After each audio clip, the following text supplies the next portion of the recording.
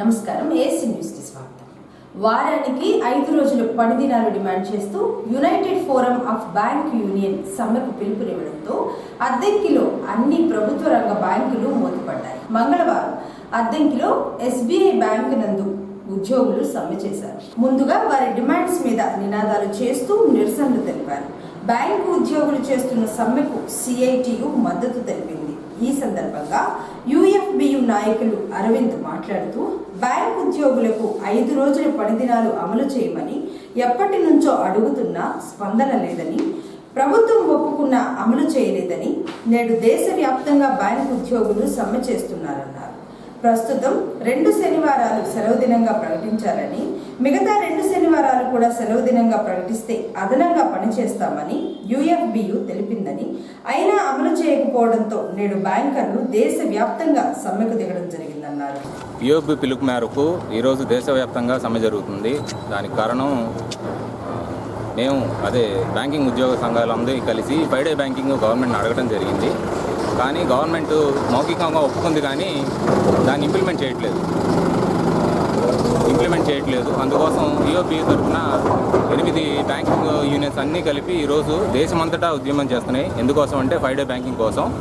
అది మేమంతా ఎంప్లాయీస్ అందరం కూడా ఆఫీసర్స్, క్లర్కు, సబ్ స్టాఫ్ అనే భేదం లేకుండా ఆల్ ఓవర్ ఇండియా అక్రాస్ అందరు స్టాఫ్ పాల్గొంటున్నారు దీంట్లో. దీని మెయిన్ కారణం ఒక్కటే, 5 డే బ్యాంకింగ్ని తొందరగా ఇంప్లిమెంట్ చేయాలని. మిగిలిన సెక్టార్స్ గవర్నమెంట్ సెక్టార్స్లో ఉన్న ఆర్బీఐ కానీ, ఎల్ఐసి కానీ, లేదా అదర్ బ్యాంక్ ఇన్స్టిట్యూషన్స్లో 5 డే బ్యాంకింగ్ ఇంప్లిమెంట్ అవుతుంది. బ్యాంకర్స్ మేమేం అడుగుతున్నాం అంటే ఎక్స్ట్రా వర్కింగ్ అవర్స్ కాంపెన్సేట్ చేస్తాం. ఇప్పటికే 2 శనివారాలు సెలవు దినాలు ఇచ్చారు. మిగిలిన 2 శనివారాలు కూడా అడుగుతున్నాం. అవి కాంపెన్సేట్ చేయడానికి మేము ఎక్స్ట్రా వర్కింగ్ అవర్స్ కూడా పనిచేస్తామంటున్నాం. కానీ గవర్నమెంట్ ఇంప్లిమెంట్ చేస్తామన్నారు, కానీ ఇంప్లిమెంట్ చేయట్లేదు. మేము 5 డే బ్యాంకింగ్ అనేది మేము నమ్ముతున్నాం. ఎందుకంటే అది ప్రజలకు కూడా డిజిటల్ ఇండియాను కూడా ముందుకు తీసుకెళ్లే విధంగా ఉండిద్దని మేము పూర్తిగా దాన్ని విశ్వసిస్తున్నాం.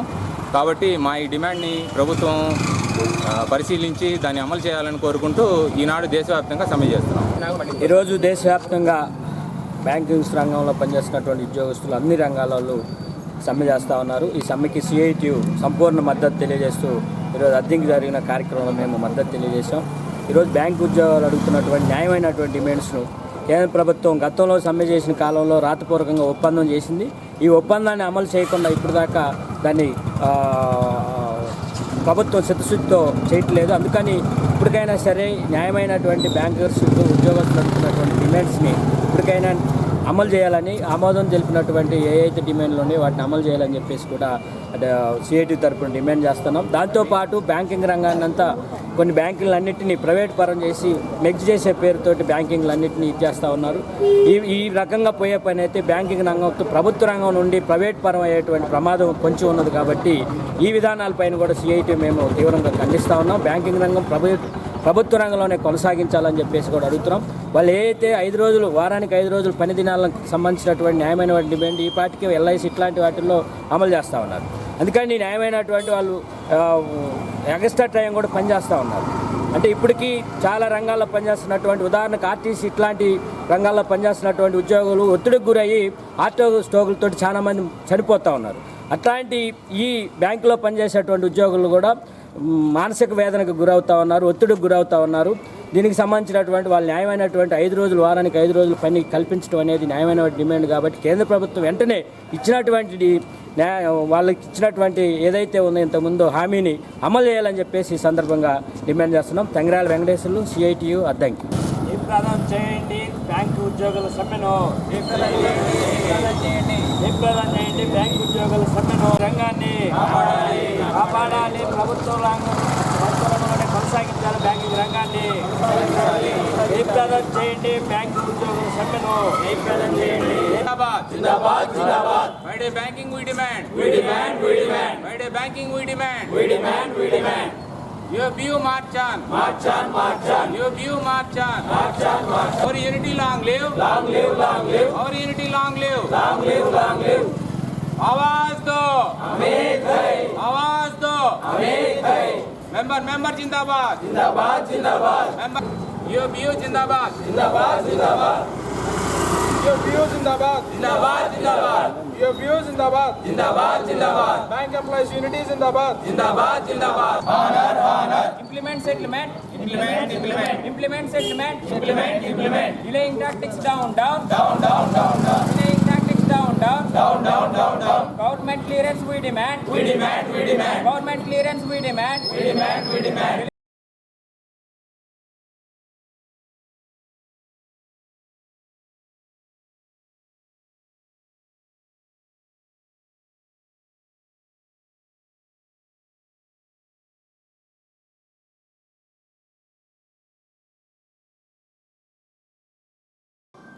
సింగరకొండ శ్రీ ప్రసన్నాంజనేయ స్వామి వారిని మంగళవారం వైఎస్ఆర్సీపీ పార్టీ చీరాల నియోజకవర్గం ఇన్ఛార్జ్ కరణం వెంకటేష్ దర్శించుకున్నారు.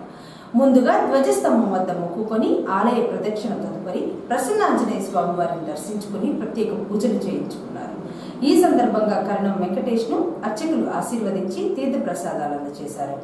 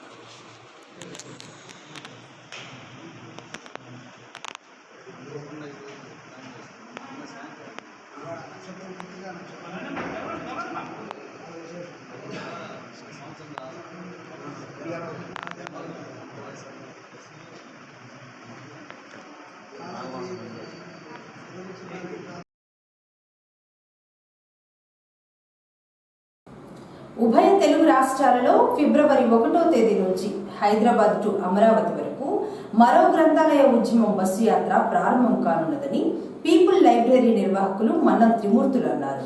బస్సు యాత్రకు సంబంధించిన కరపత్రాలను మంగళవారం త్రిమూర్తులు కార్యాలయం ఆవరణంలో ప్రముఖులందరూ కలిసి ఈ సందర్భంగా వారు మాట్లాడుతూ ఫిబ్రవరి 1వ తేదీన మరో గ్రంథాలయం ఉద్యమం బస్సు యాత్ర హైదరాబాద్ లో ప్రారంభమయ్యి 3వ తేదీన ఆంధ్రాలోని నాగార్జున యూనివర్సిటీలో ముగుస్తుందన్నారు.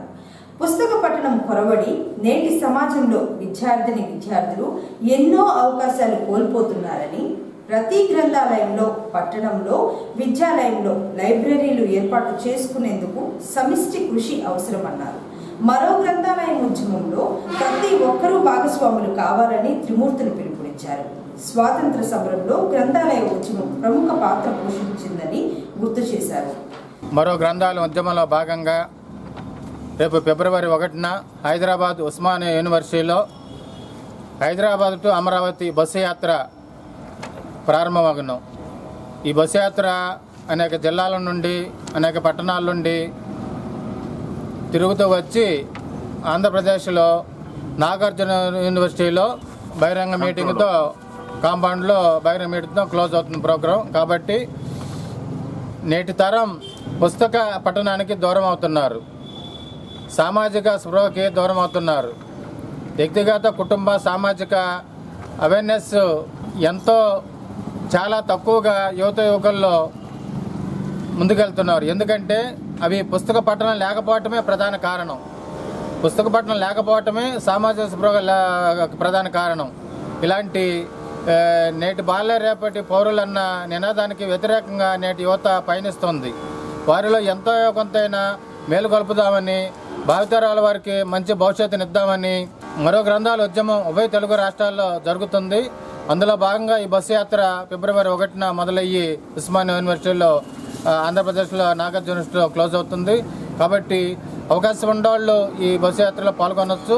అవకాశం లేనివాళ్ళు మన గ్రామాలలో జరిగే ఉద్యమాల్లో పాల్గొని పుస్తక పఠనంపై యువత యువకులను అవేర్నెస్ చేయాలని మరో గ్రంథాలోద్యమం కోరుతుంది.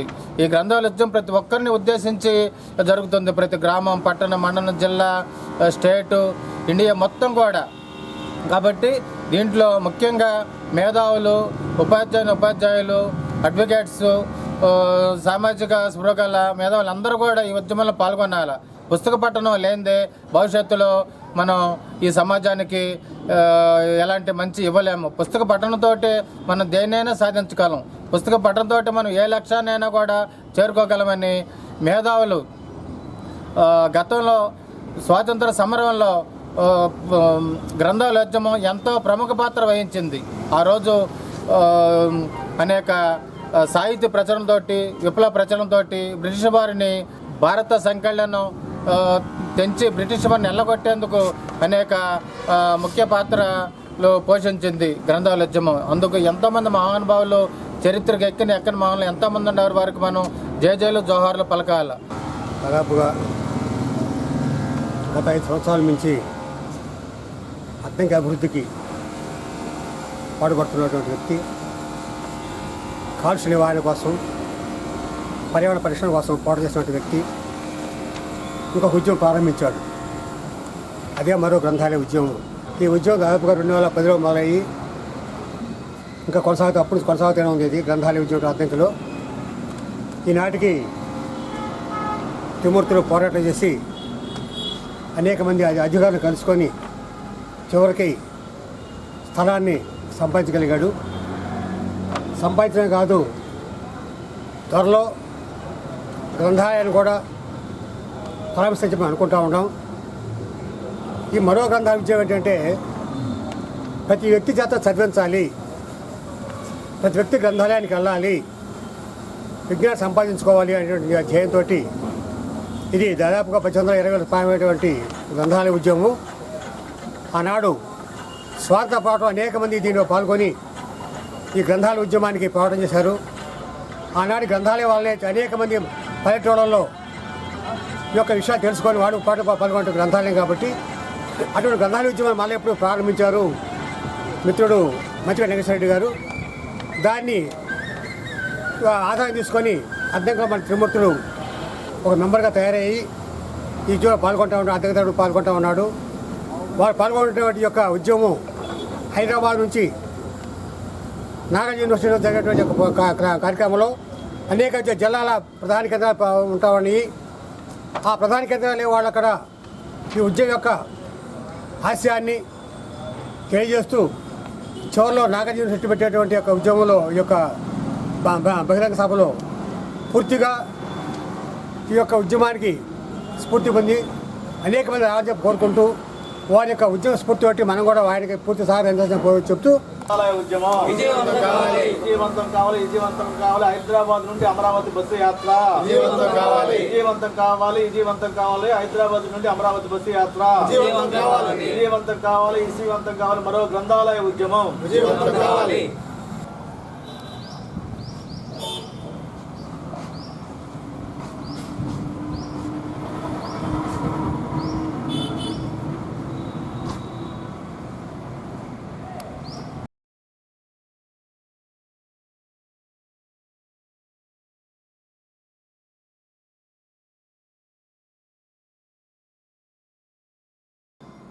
అద్దంకి మండలంలోని గ్రామాలన్నీ అభివృద్ధి చేయాలంటే ప్రజలు సకాలంలో ఇంటి పనులు చెల్లించి పంచాయతీ కార్యదర్శులకు సహకరించాలని అద్దంకి మండల పరిషత్ అభివృద్ధి అధికారి వరూధిని తెలిపారు. అద్దంకి మండల పరిషత్ కార్యాలయంలో మంగళవారం ఎంపీడీఓ వరూధిని ఏఎస్ఎన్తో మాట్లాడారు. అద్దెంకి మండలంలోని మొత్తం 26 గ్రామ పంచాయతీలు ఉండగా మణికేశ్వరం పంచాయతీ మినహా 25 పంచాయతీలకు సంబంధించి 11,011 అసైన్మెంట్స్ ఉండగా పాత బకాయిలు కలిపి సుమారు ₹1,00,00,000 ఇంటి పన్నులు వసూలు కావాల్సి ఉండగా 23,71,644 మాత్రమే వసూలు చేశారని, ఇంకా ₹76,87,920 వసూలు చేయాల్సి ఉందన్నారు. గ్రామాలలో ఉన్న ప్రజలు ఫిబ్రవరి నెలాఖరులోపు ఇంటి పన్నులు చెల్లించి పంచాయతీల అభివృద్ధికి సహకరించాలన్నారు.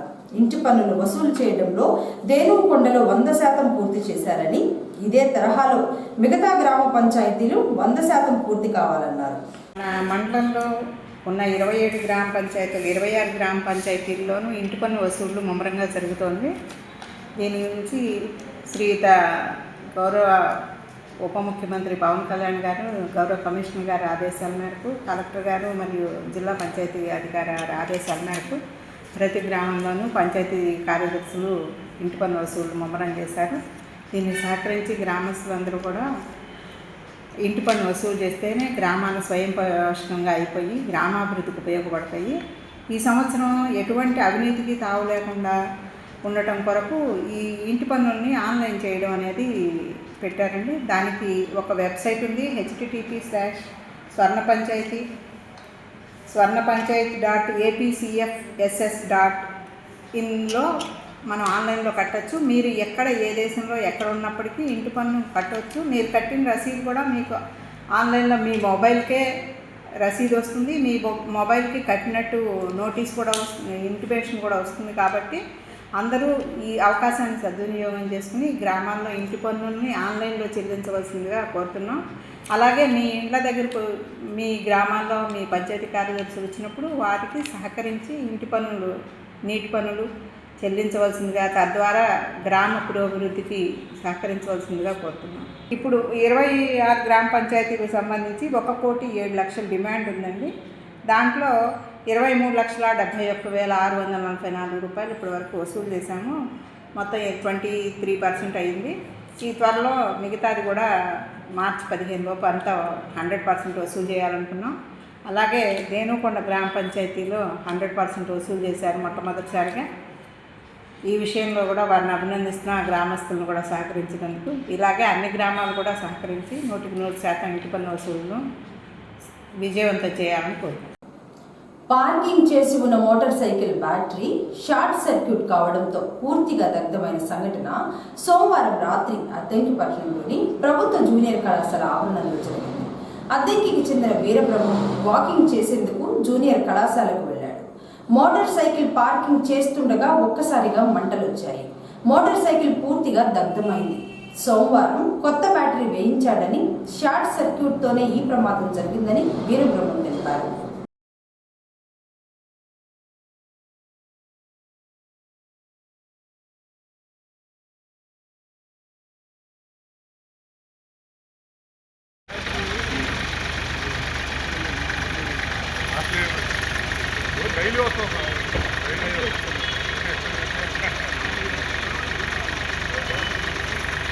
హిందూ ధర్మ పరిరక్షణ ట్రస్ట్ రాష్ట్ర కోఆర్డినేటర్గా అద్దెంకికి చెందిన సందిరెడ్డి కొండలరావును నియమిస్తూ ట్రస్ట్ చైర్మన్ దాసరి శ్రీనివాసులు ఉత్తర్వులు జారీ చేశారు. కొండలరావు గత 30 సంవత్సరాలుగా జర్నలిస్టుగా సేవలందిస్తూ ప్రస్తుతం గుండ్లకమ్మ మాసపత్రిక ఎడిటర్గా పనిచేస్తున్నారు. కొండలరావును స్టేట్ కోఆర్డినేటర్గా నియమించిన హిందూ ధర్మ పరిరక్షణ ట్రస్ట్ చైర్మన్ దాసరి శ్రీనివాసులకు కృతజ్ఞతలు తెలిపారు. అద్దెంకిలోని భవానీ సెంటర్లో వేంచేసి ఉన్న శ్రీ గంగా వింధ్యావాసవి నగరేశ్వర స్వామి వారి అష్టమ కళ్యాణ మహోత్సవాలు జనవరి 30వ తేదీ నుంచి ఫిబ్రవరి 1వ తేదీ వరకు జరుగుతాయని ఆలయ ప్రధాన అర్చకులు సత్యనారాయణ శర్మ తెలిపారు. అద్దెంకిలోని 1000 స్తంభాల దేవాలయంలో మంగళవారం అర్చకులు శర్మ ఏఎస్ఎన్తో మాట్లాడారు. 30వ తేదీన సాయంత్రం దేవాలయంలో గణపతి పూజ, కలశ స్థాపన, ధ్వజారోహణ, 31వ తేదీ శనివారం ఉదయం చండీ హోమం, రుద్రహోమం, 1వ తేదీన మాఘ పౌర్ణమి నాడు ఉదయం శివపార్వతుల కళ్యాణం ఎంతో వైభవంగా జరుగుతుందని, అనంతరం భక్తులకు అన్నప్రసాద వితరణ చేస్తారని శర్మ తెలిపారు. కావున కళ్యాణ మహోత్సవ కార్యక్రమంలో భక్తులందరూ పాల్గొని స్వామివారిని దర్శించుకుని పూజా కార్యక్రమాలు తిలకించాలని శర్మ పిలుపునిచ్చారు. హోమ కార్యక్రమంలో కళ్యాణంలో పాల్గొనే దంపతుల పేర్లు ముందుగానే నమోదు చేయించుకోవాలన్నారు. మన అద్దెకి గ్రామంలో వేయించేసినటువంటి శ్రీ గంగా వింధ్యావాస సమేత నగరేశ్వర స్వామివారి దేవస్థానం అనగా వేస్తమ్మాల దేవాలయంలో ప్రతి సంవత్సరం కూడా మనం మాఘ శుద్ధ పౌర్ణానికి ప్రియానికి దీక్షాపర్యంతంగా మొదటి రోజున అంకురార్పణ ధ్వజారోహణము, రెండవ రోజున చండీ హోమములు, మూడవ రోజున కళ్యాణ మహోత్సవం అన్నదాన కార్యక్రమం జరుగుతుంది. అందులో భాగంగా ఈ సంవత్సరం కూడా జనవరి 30వ తారీఖు శుక్రవారం సాయంకాలం 6 గంటల నుంచి కూడా ఈ యొక్క కలశ స్థాపన, ఖండ దీపారాజన, ప్రజ్వలన, ధ్వజారోహణ కార్యక్రమం ప్రారంభమై అలాగే 31 శనివారం ఉదయం 9 గంటలకి విజయవాడ నుంచి వేద పండితుల చేత ఈ చండీ హోమం విశేషంగా రుద్రహోమము మరియు చండీ హోమము విశేషంగా జరిపించడం జరుగుతుంది. కావున భక్తులందరూ కూడా ఈ చండీ హోమాన్ని దర్శించుకొని ఆ యొక్క జగన్మాత అనుగ్రహాన్ని పొందవలసిందిగా కోరుతున్నాం. అలాగే చండీ హోమంలో ఎవరైనా పాల్గొనదలిచిన వారు ఆలయం అర్చక స్వామి వారిని సంప్రదించవలసిందిగా కోరుతున్నాం. అలాగే 1వ తారీఖు ఫిబ్రవరి 1 ఆదివారం ఉదయం 9 గంటలకి విశేషంగా శివపార్వతి అత్యంత వైభవంగా మన 1000 స్తంభాల్లో జరుగుతుంది. తర్వాత యొక్క అన్నప్రసాద వితరణ జరుగుతుంది. కావున 50 మంది భక్తులు గ్రామస్తులు అందరూ కూడా విచ్చేసి ఈ శివపార్వతుల కళ్యాణాన్ని దర్శించుకుని ఆ పార్వతీ పరమేశ్వర కృపకు పాత్రులు కావాల్సిందిగా కోరుతున్నాం. ఈ 3 రోజుల కార్యక్రమాల్ని అందరూ కూడా పాల్గొని ఆ జగన్మాత పార్వతీ పరమేశ్వర అనుగ్రహాన్ని పొందవలసిందిగా మరీ తెలియజేస్తున్నాం.